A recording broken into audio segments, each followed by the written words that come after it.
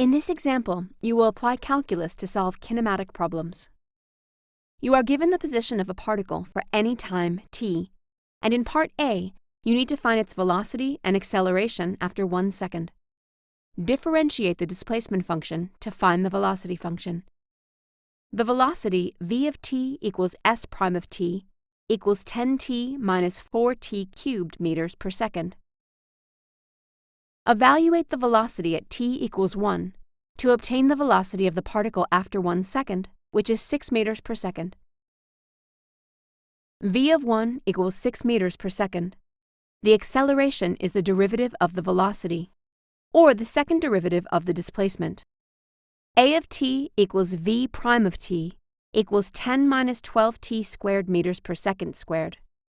At t equals 1, a is negative 2 meters per second squared. The negative indicates the direction in which the particle is accelerating.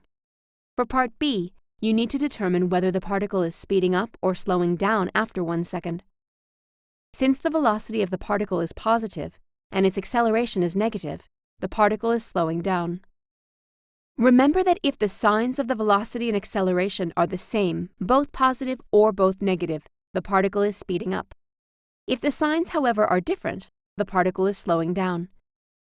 In part C, finding the time when the particle is at rest is the same as finding the time when its velocity is 0. Setting v equal to 0 and solving this equation gives you t equals 0, or t is approximately 1.58 seconds. T equals 0, or the square root of 5 divided by 2, which is approximately equal to 1.58 seconds. For part D, to find the times when the particle is speeding up and slowing down, you need to compare the velocity and acceleration at each time interval that they change signs. You already know that the particle was at rest, at 0, and t equals 1.58 seconds. To find when the acceleration is 0, set the acceleration function equal to 0 and solve.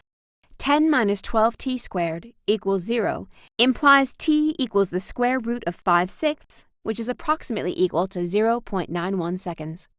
The times at which the velocity and acceleration are 0 are t equals 0, t equals 1.58, and t equals 0.91 seconds.